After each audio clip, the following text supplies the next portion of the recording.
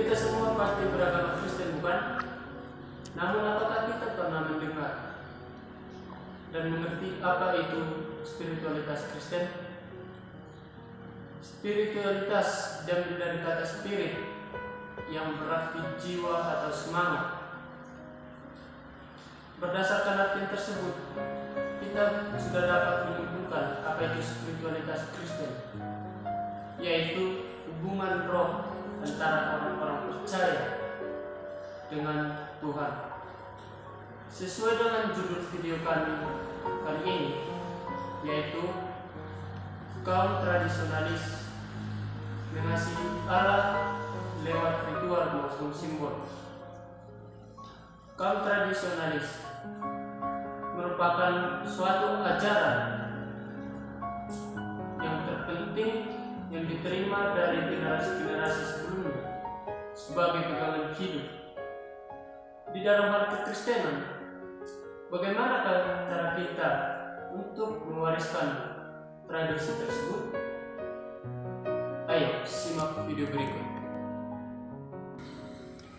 Praktik keagamaan adalah cara orang untuk mewujudkan kebenaran rohani. Karenanya, Alkitab kaya akan praktik keagamaan kudus. Praktik ini sendiri menandai kehidupan para leluhur pada masa perjanjian lama. Ada 3 elemen utama yang dijalankan oleh kaum tradisionalis. Yang pertama yaitu ritual, yang kedua simbol, yang ketiga korban.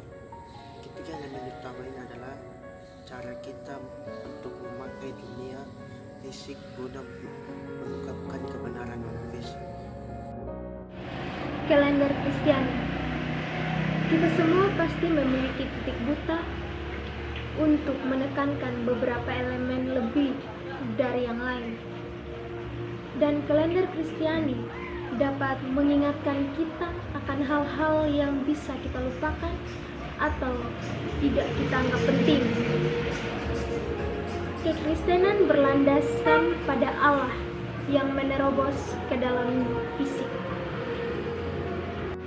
terutama melalui inkarnasi atau kelahiran Kristus, sehingga hal inilah yang menjadi alasan mengapa merayakan kalender Kristiani dapat menolong kita dalam ibadah Kristiani. Kita akan merayakan peristiwa historis, bukan hanya Natal, tetapi juga Pentakosta, Advent, masa Prapaskah, dari hari kenaikan juga. Kita meneguhkan bahwa ibadah rohani kita memiliki landasan historis, dan hal ini juga dapat menolong kita agar tetap seimbang. Kaidah berdoa. Mendapat doa yang diulang-ulang itu bermanfaat, bukan karena hal itu yang membuat Allah lebih mungkin untuk mendengarkan doa kita, melainkan karena hal itu dapat membantu kita untuk memahami lebih dalam yang kita doakan. Sebagian orang menganggap bahwa doa yang diulang-ulang itu menghambat doa mereka. Namun, bagi mereka yang bergumul dengan pikiran yang mudah mengembara atau membiasakan diri untuk berdoa, mungkin menganggap doa yang diulang-ulang itu meningkatkan doa mereka. Doa merupakan persekutuan terhadap Tuhan, upaya kita berbincang-bincang kepada Tuhan dengan maksud dan tujuan untuk meminta pengampunan atau mengucap syukur kepada Tuhan. Doa merupakan suatu hal yang teramat penting untuk dilakukan secara acak. Oleh karena itu, dilakukan doa secara berjadwal. Simbol berasal dari kata Yunani simbalo yang memiliki arti melemparkan bersama-sama atau meletakkan bersama-sama. Simbol dapat membantu kita untuk mengingat suatu hal yang telah terjadi dalam hidup kita. Simbol pemberian yang pernah diberikan Allah kepada kita merupakan simbol pelangi. Simbol ini diberikan kepada Nuh dengan arti bahwa bumi tidak akan dihancurkan lagi menggunakan air bah. Simbol salib jangkar juga memiliki arti pada umat Kristen, yaitu sebagai lambang rasa sakit dan rasa penderitaan Tuhan yang dirasakannya selama hidupnya, dan juga dapat diartikan sebagai masa pengharapan pada masa pengharapan yang kedua. Gereja Kristen secara historis dapat memanfaatkan simbol-simbol anggota Tritunggal. Kristus sendiri kerap kali dilambangkan sebagai Jiro yang tampak seperti huruf B di atas huruf X, dan itulah dua huruf Yunani pertama dalam kata Kristus. Keilahian dan ketuhanan Yesus Kristus dapat dilambangkan sebagai gembala-gembala yang baik, sedangkan kesengsaraan dan kependeritaannya dapat dilambangkan sebagai anak domba. Simbol sangat tidak dapat berperan dalam menyelamatkan kita. Akan tetapi, simbol akan sangat berperan penting dalam mewujudkan efek keselamatan dalam hidup kita sehari-hari. Dan bukan karena kita sudah diselamatkan dan kita tidak membutuhkan pertolongan untuk menjalani hidup kita yang kudus. Simbol juga dapat menjadi dorongan yang sangat kuat untuk kita masuk dalam hadirat dan realita Allah. Melayani Allah tanpa mengenalnya. Mungkin saja selama ini kita melayani Allah tanpa sungguh-sungguh mengenal Dia. Samuel sendiri dapat menjadi contoh yang baik bagi kita dari bahaya ini.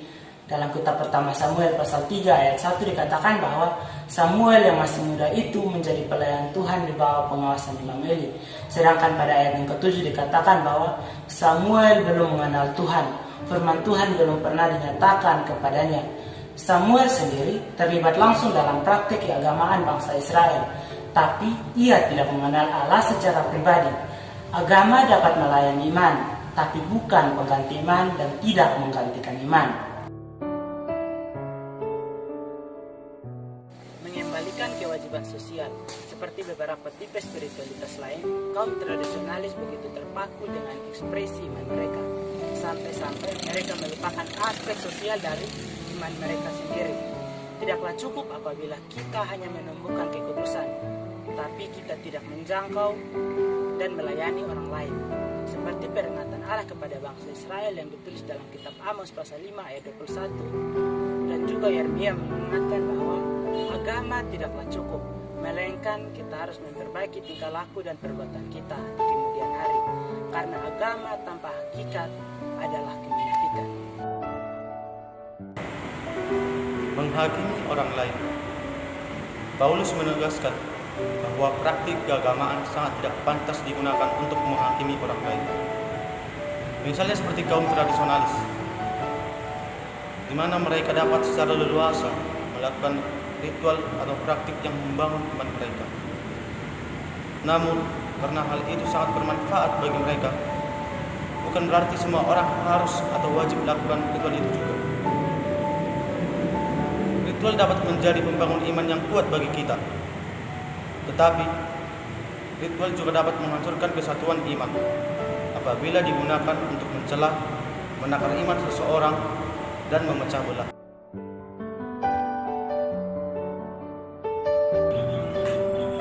Mengagungkan ritus atau tata cara beribadah. Orang-orang sering mengagungkan sesuatu hal karena biasa dilakukan, meskipun sebenarnya mereka tidak paham mengapa hal itu dilakukan. Tidak ada simbol atau ritual yang mengandung nilai mutlak dalam dirinya, dan simbol memiliki realitas yang tersembunyi. Iman Kristiani adalah iman yang berlandaskan pada sejarah komunitas, ritual, simbol, sakramen, dan korban menandai sejarah gereja. Hampir setiap simbol, ritual atau ritus mungkin pernah merintangi suatu ketika atau menyimpang dari jalur. Betapa kecilnya atau terjatuh ke dalam pengulangan yang mekanis sehingga kehilangan kekuatannya.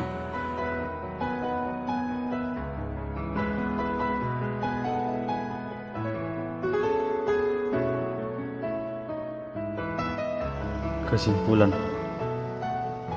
dari pelajaran ini dapat kita simpulkan bahwa dalam melakukan komunikasi atau berhubungan dengan Tuhan, Kaum tradisionalis sangatlah berpatokan dengan aturan berdoa atau ritual yang telah ditetapkan sejak zaman pendahulu mereka. Contohnya seperti doa yang diulang-ulang.